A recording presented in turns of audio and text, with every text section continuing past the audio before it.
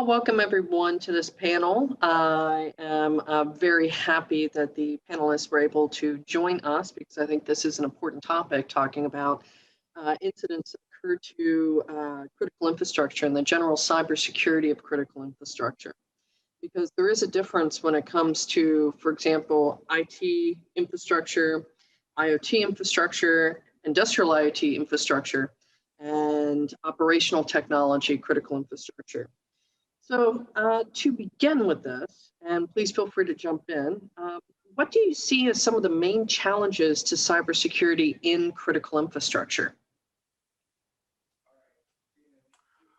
So Chris, I'd like to kind of sort of jump in, I guess, initially on that.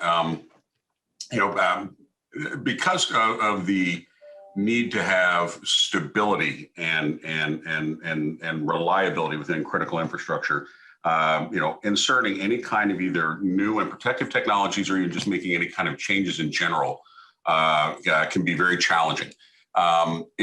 Because you have to take things potentially offline to be able to implement changes, things like that. And critical infrastructure is just that. It is so critical to an operational environment, to a city or a large entity or anything like that. Taking them offline to be able to implement any level of type of protective capabilities or technologies has risk to operations, risk to the bottom line. So I think that's one of the things I would say is one of the biggest challenges there. That and, right behind that, the fact that there's still a lot to be learned around threats targeting critical infrastructure versus targeting a standard traditional IT enterprise. That, what is the right approach to be able to, protect these in a measured, risk managed kind of a way. Definitely. The one thing I would add is also what is the definition of critical infrastructure, right? That's something that is, I think, changing right in front of us. I mean, today, just this week, we've seen an attack on, a meat packing company, right? And is that, the people are concerned about, price of food and so on. So I think one of the things is the definition of critical infrastructure itself is changing.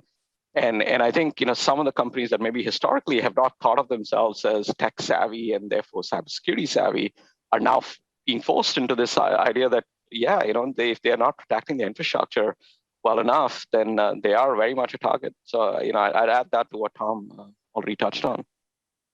I think if I could add something here to what the team here discussed, I think the major issue here is if we break the critical infrastructure, as we call it, into two parts, greenfield and brownfield. In a greenfield, we need a lot of attention from multiple parties. And then even if we implement some controls, it's not going to be valid for a long time. And the change is really, really expensive. You cannot just go ahead and change portions of, let's say, some PLCs that, we had some CVEs or some vulnerabilities went public.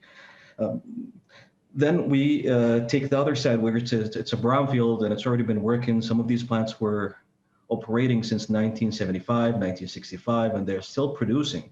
So going in there and adding some sort of, let's call it maybe modern controls into a very legacy systems. Some of these systems cannot handle anything like that. We had a lot of challenges going on in my previous job. And of course, currently we view a lot of critical infrastructure. And it seems the challenge is not just in the Middle East or not just in Saudi Arabia where I'm based, but it seems it's a worldwide challenge. It's really, really hard to go ahead and just implement simple changes to a system that's already been stressed to the point that not a single downtime is allowed. So taking that from that perspective, then taking like vendors, taking controls of the system, you cannot just go ahead and change anything without getting into issues of violating the support contracts and things like that, which really, really delays any kind of now we're just talking from kind of protective cycle, but even from a detection and identification. So the whole thing, if we take it like through the whole thing, even the identification is really problematic, because even you cannot just go ahead and use some kind of tool to go ahead and identify the assets in the plants. So it's a long answer, but I think we can even expand on this. Definitely, it's a bit of a quagmire, because more and more things like different types of IT equipment and IoT, industrial IoT as well, is being added into these control systems. And we're seeing a lot of this, especially in the Middle East, because the proliferation of 5G is so much more here than in some areas of the world, even the West. You want to be able to get polling data out. Your salespeople want to see what's going on. Other facets of your organization want to see what's going on. And in many cases, you don't want to give them direct access because it could harm things. But here, industrial IoT and 5G is being able to open all of these doors, but introduce things where there is a mismatch. Say your traditional operational technology is meant to go in and could last 20, 30, 40 plus years. And if it isn't broken, don't fix it. But now you're putting in things that are expected to be replaced every 3 to 5 years, and to be patched and changed, and might no longer be interoperable. Now, when we start mixing more and more of this new with the old, what do you see as some of the ultimate impacts that could occur if some of these operational technology and control networks were to fail due to a cyber incident? So Chris, that's a great question. And I guess one of the things that I'd like to just sort of, on the discussion we had just a few moments ago, that I think is relevant to this right here. And that is when we're looking at what is really kind of defining what we call critical infrastructure. The world has, for the past, 15 plus months, been dealing with this global pandemic, and it has changed everything that we do. How we work, where we work, how we collaborate, how we learn, how we get healthcare, how we live.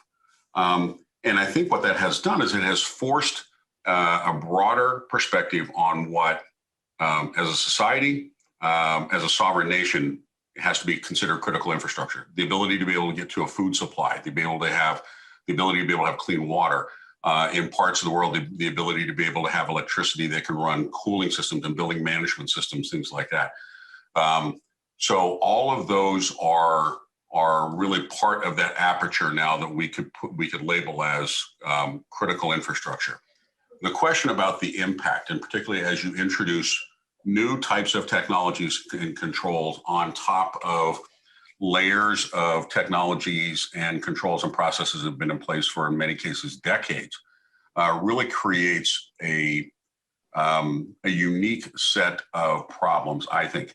The impact can be, like you described, is there an interoperability issue or something along those lines that has to be taken into account, number one. Number two, there is just simply at the end of the day, as people leverage new infrastructure like 5G, like you described,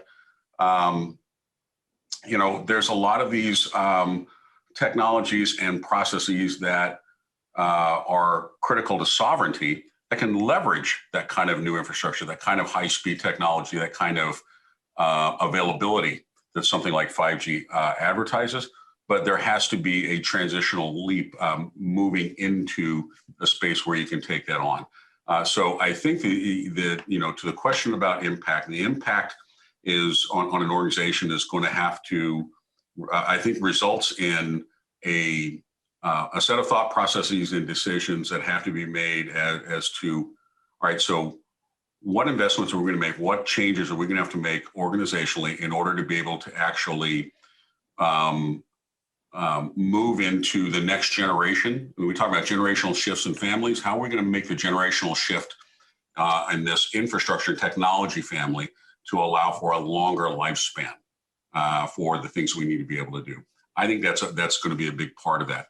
I also think that as a result of that, that actually presents for the cyber threat actor a new target plane to be able to take advantage of. We talked about, recent cyber attacks. One of the most ones I talked about here in the U.S. Over the last 48 hours was a ransomware attack on a ferry system around Martha's Vineyard in the New England area. Now, are the vessels able to operate? Yeah, absolutely. Are people able to schedule their time and get seating on these vessels right now to be able to go to work or transit? They're not. That's a direct impact that has to be taken into consideration. So I think the impact is organizations, nations are going to have to make some critical decisions about just an overall effort towards modernization to be tied to the new way of doing business. Absolutely. Yeah, I guess. Sorry, go ahead. Go ahead. Yes, if I may add to this, if we look at maybe parts of the historic attacks that we've seen in the industrial control systems or in the critical infrastructure, there's things that are really sophisticated with IT, OT, like a modular attack, something like Stuxnet that goes ahead and use multiple 0 days to reach its target, identify its target, and then have its ICS payload. But then we see something like the initial attack that happened on the Ukraine, where somebody used something like a remote access tool just to go ahead and manipulate these relays. And then in the middle, we see something like a Trisis, where an attacker managed to write this payload that goes ahead and disable safety systems. So I guess the more connectivity means more attack surface that can be used by low-skill attackers. Currently in the region, I don't think any, or maybe in the world, we haven't seen anything that's proven to go ahead and create some kind of, no adversary has been able to create something like a Stuxnet, something that's modular, that goes ahead, reaches the target, and use its payload. Everything else that we've seen so far is low skill, or maybe like something that works in IT, but it's not going to work in OT. So I guess more connectivity means more attack surface, more low skill adversaries, and more of IT-based risks will slip into the industry control system spectrum. Yeah, I mean, I guess, Chris, I think about impact in kind of at two levels, right? One is kind of the impact of the actual attack. So, we've talked a lot about a few different attacks here, but, the one that is kind of, resonates most with me was, some of the ransomware stuff last year where, I think we saw our first death that was, attributable to ransomware, right? So that's kind of a direct impact that you feel. I think the other thing that I think Tom touched on, which is really important, is the impact on us as a society as we start to think about, how do we tackle some of these big challenges, right? It's amazing how common, my kid yesterday was asking me, what is ransomware, right? I mean, it's not something that is just in the cyber realm anymore. It's something that is, just become part of our everyday jargon. And one of the things that has happened over the last year is this, digital transformation, 20 years of digital transformation in 20 months or in 20 weeks or what have you, right? And obviously, I think to the point that was just made, that has expanded the attack surface dramatically. I think we've seen IT, OT kind of boundaries, being softened up, if I may use those words, just because, you need to be able to, continue to operate, right? Even when you're operating remotely and so on. And all of that is kind of the other impact, right? Which is, how do we secure this new kind of model of operating? Because, as I think most people would tend to agree, it's not like we're going back into an office as if, it was back in February of 2020 anytime soon, right? I mean, I think the world has changed, and in some ways maybe for the better, but we've got to think about that impact as well. Yeah, no, definitely. You raise a lot of good points. All of you do. How do you think that organizations should plan to avoid larger impact on their operations in general? One of the things that I've suggested in the past is, because even though ransomware might now be everyday jargon, cyber is still a bit too exotic for some places. And one of the things that I've advised is look at it as a risk strategy in your existing disaster recovery and business continuity planning, so that you insert that into things that are already existing and hopefully already being tested. What do you three think? Yeah, I think you're right, Chris. I mean, if for better or worse, I guess some of the attacks in the last few weeks, anyways, have created that awareness, even in companies that maybe or organizations that have not historically been thought of as being in the forefront of cybersecurity, right? And I think one of the themes that seems to be, at least with our clients, that seems to be really resonating is this idea of business resilience. Because it's not just about cyber. There's a lot of other, there's geopolitical tensions that sometimes result in resilience. There's certainly a big pandemic that happened over the last 12, 18 months that has affected how organizations think about resilience. And so it comes back to, I think, having processes in place to make sure that when or if such an attack hits you, how are you going to react? Do you have the right incident response processes in place? Do you have the right relationships with law enforcement? Do you have the right relationships with vendors, with intel agencies, with folks like that can help you kind of react to that very, very quickly, right? There's one thing that Kevin Mandia, who I think most of us have heard of, always says is like companies are not judged based on whether they get compromised or not. They're judged based on how they react after they've been compromised, right? And I think that's something that the boards, the executives really need to focus on. Yeah, and I think one of the things, just to sort of expand on that point a little bit, when you talk about an impact on an organization, the awareness across the organization is pretty darn critical. The challenges that are continuously evolving from a cyber threat perspective and targeting enterprises or targeting organizations or nations even, they're always at the forefront of learning and awareness for cyber professionals like us. But expanding the awareness of what can happen and what can challenge an organization from a cyber attack perspective pervasively throughout an organization, I think is critically important. A lot of, for example, a lot of ransomware attacks, aren't necessarily sophisticated. They tend to take advantage of sort of bulk distribution, for lack of a better term, and people will inadvertently open something, and inadvertently launch something within an organization, and they just either weren't aware, weren't thinking. They're, like we all do, multitask on different things.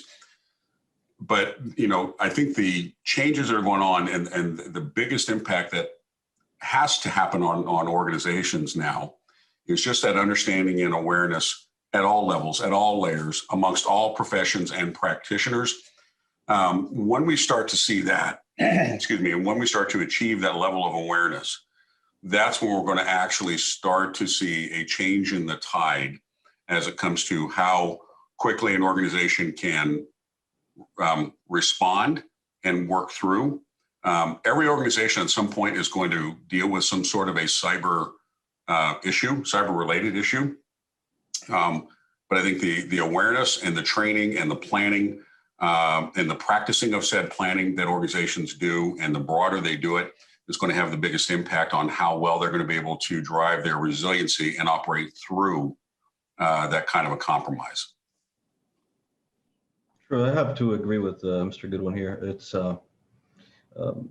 cyber risk needs to be included in the risk that's being tracked in the critical infrastructure system. Yes, maybe something like a ransomware is not going to create any sort of lasting damage. It's going to be more of an annoyance versus something that's going to go ahead and cause some real damage to the infrastructure. But most of these infrastructure, let's say, even from an oil and gas perspective, have a reliance on the process before or the plant before. So there's some sort of cascading risk that people need, or companies need, to go ahead and now evaluate and make sure that it's calculated in their risk. For example, if you have a plant A that relies on a plant B that relies on, it's a series of plants that rely on each other. So if you lose the first plant in the series, you lose everything. So sadly, we're in a big company that owns the whole supply chain from A to Z. The risk is more on them versus a smaller company. But the good thing is there is no nightmare scenario here. Even with multiple issues, even with the operators being blind, if something major happens, there's always these mechanical safety systems, these pressure relief valves, these blow down drums, flaring system that going to take care of it in a certain view. But if we don't go ahead and include these in the trainings and in the practice and go ahead and train on a loss of visibility type of attack, some sort of loss of control type of attacks, and make sure that we drill it into the operators' brains, people will end up making mistakes because mistakes are going to happen. And this is, I guess, one of the cases that was in a refinery in the U.S. In I think 2005 in Texas City, Texas, where a mistake happened there because they were not, or maybe they trusted the instruments more of what the instruments are supposed to give. And it ended up with a very sad and tragic situation. And the industry itself learns from mistakes like that, which is, I guess, the industry does not, the whole industry worldwide does not repeat the same mistakes. But the problem is right now with the connectivity, we've seen a lot of verticals. What happens in a refinery is not the same as an NGL plant. It's not the same in manufacturing. Every vertical needs to learn and needs to go ahead and drill it into the operators of what to do when it goes wrong. And the cyber risk need to be included in that. Well, I think that's a very good point, because when I was an aircrew member in the U.S. Air Force, one of the things we trained on was if an incident occurred, how to manually do things, such as putting out fires in the engine. A pilot is taught that if you cannot trust your instruments, how to make sure that you can actually land without those instruments and do so safely. So we have simulations. There are certain things that occur that in the simulation training that if you don't know how to do manually, because it's such a high risk of an emergency and loss of life, then you're actually disqualified for a certain amount of time until you can get it into your head and you're drilled and drilled. Do you think that one of the challenges is because some organizations don't see an investment on return for the associated risks and associated costs for defense?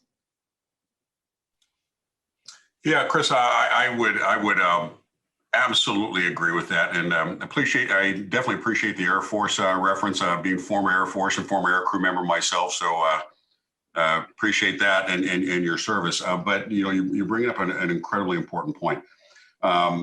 Organizations, have often looked at, and it depends upon market segment that they're in, obviously, but organizations have often looked at cyber defense as more of a regulatory compliance exercise versus a how do I reduce the risk to my ability to be able to conduct business operations exercise. The regulated markets tend to drive this a little bit more proactively, whether it's financial services or healthcare, where you've got those kinds of compliance things that tend to drive some of the investment.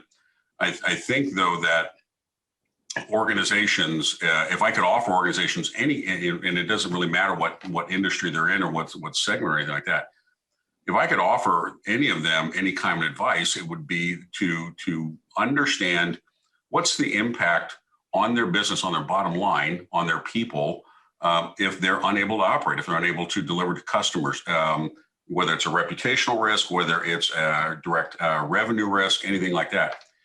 The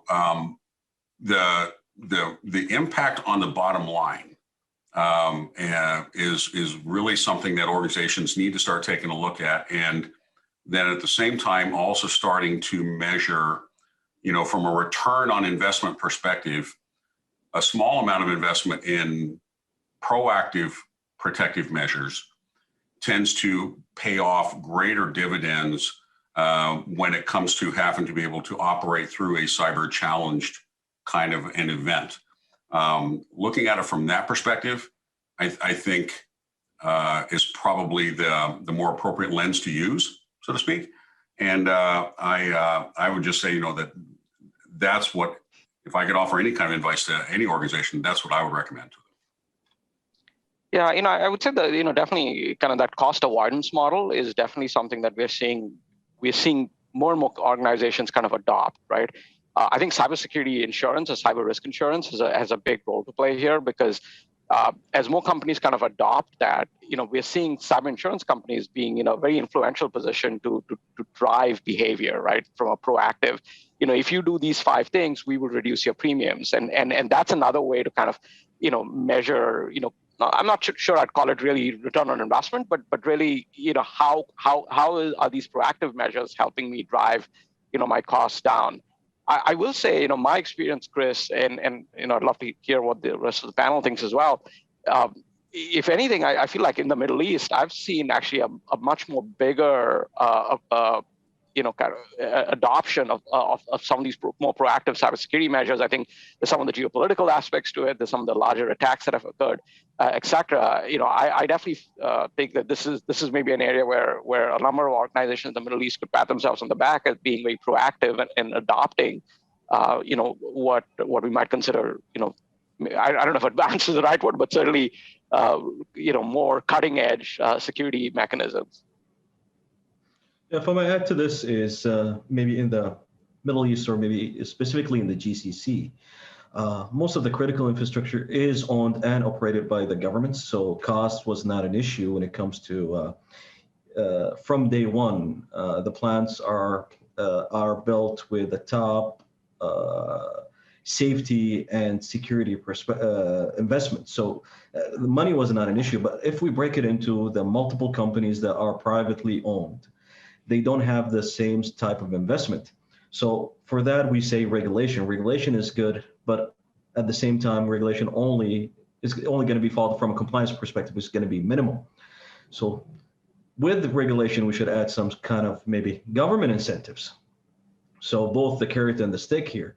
For example, if we break the plants again into brownfield and greenfield, any kind of upgrade in the brownfield needs to fall into these compliance or regulatory standards. But then for the new field, you have to add some sort of cybersecurity or safety regulation that are added into the design perspective from 10%, 20%, all the way to 90% in commissioning. And these need to be tested because these, for example, one of the plants that actually I worked on during my previous job is it took about 10 years from design to commissioning. So a lot of things changed. We were talking about Windows. I remember we were talking about Windows 7 as being something advanced when we start that project, and then Windows 7 went out of commission by the time that project got commissioned. So periodic review and have some kind of moving target, not just regulatory that's the standard and that's what we got to follow all the way. No, we need to make sure that we follow and implement the changes that happen over the years. So Nasser, if I could just add to what you're describing there, and I think a point you brought up is just so critically important, particularly when you're talking about the GCC area. Critical infrastructure, particularly in the GCC and the broader MENA region, is tied directly to national sovereignty. And they're operated by state-owned entities, and that brings about not only the appropriate of what I think is regulatory framework to help drive some of these things, but I think also I would just offer the perspective that, this is how we as a nation stand as an equal amongst all the other nations on the world stage by protecting this environment that sustains our sovereignty as an entity. For those organizations or even nations that don't have their critical infrastructure protection perspective seen as a tie to national sovereignty, whether through the regulatory environment, whether through anything else, I think that poses a bit of a challenge. I would offer that in that perspective, the GCC and the MENA region, but the GCC in particular, really kind of does lead world thought leadership in that regard. And I think that's an important thing to sort of call out and distinguish here. Yeah, no, definitely. I remember when I was involved in the first Shamoon attack against Saudi Aramco, they couldn't build properly because their systems were down, but they wanted to get the countries moving and wanted to make sure that the oil markets were stabilized. And to do that, they needed to make sure that if people went to their local gasoline station, they didn't have a shortage. So what they did was they actually gave away the gasoline for free. And we saw the exact opposite with Colonial Pipeline, where it's now coming out that their control systems were not affected, but they slowed down and halted some of the production because their IT billing systems were down and they didn't want to lose money. So I think it does point out a very, very big difference between the GCC and how things are viewed for national sovereignty. Now, since we're coming towards the end, what sort of security measures would you recommend to try to minimize and possibly even mitigate future attacks and incidents against critical infrastructure as a whole? I guess there is nothing that we know so far that can eliminate the risk.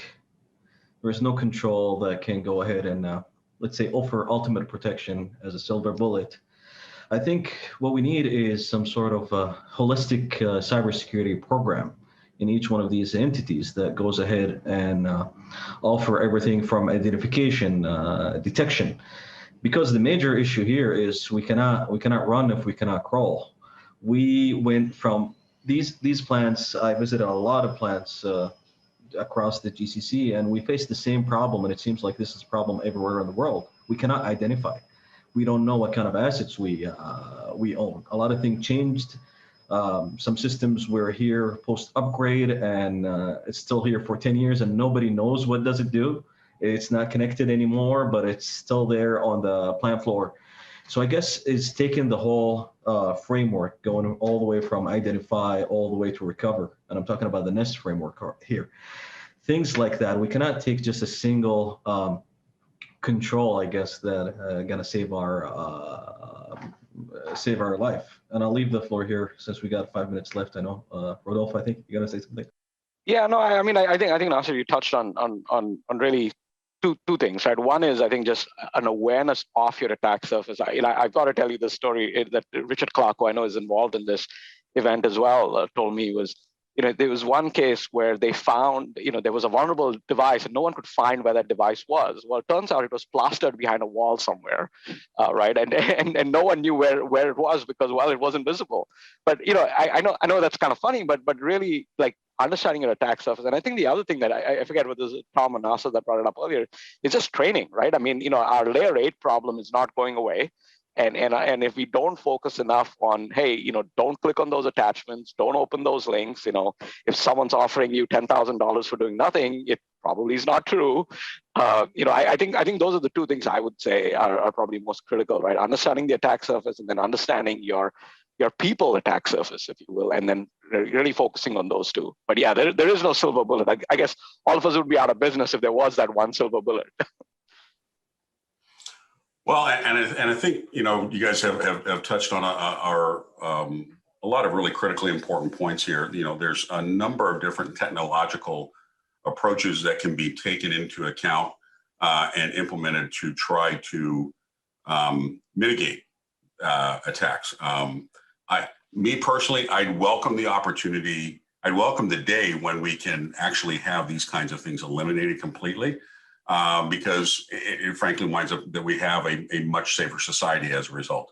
Until we get to that point, it's, it is focusing on things like the human layer and the human element and the training and awareness that I think is critically important, number one. Number two, getting the message all the way up the leadership chain to the CEO, to the chairman of the board, everything.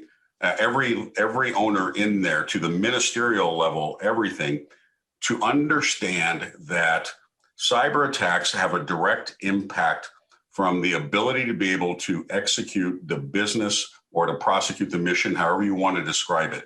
When an organization, when an entity, when a nation stops having their ability to, or loses their ability to be able to trade and commerce, to be able to deliver services to the citizenry, to be able to deliver value to the shareholders, or to be able to protect their national sovereignty, that's when it becomes critically important to be focused on and addressing these things. And we need to make absolutely certain that as we drive awareness, as we understand what these challenges are, that the message is driven all the way to the very top levels of the leadership, and that it becomes a business or an entity or a national imperative to do it versus just simply a compliance exercise. Excellent. Yeah. Oh, sorry. If I may add, just I think one of the key things that I learned over the years is from responding to incidents is every incident in the critical infrastructure ended up being uh, a, every incident in the that I responded to, even major incidents, was diagnosed as a mechanical issue or operational issue until somebody had the idea of, let's look at it from a cyber perspective. I think if we keep looking, we'll find more. And I think that's my last thought on this. Thank you. Yeah, we definitely need assistance discovering these types of things, because on the control floor, most people aren't going to think that it's cyber. So thank you very much, gentlemen.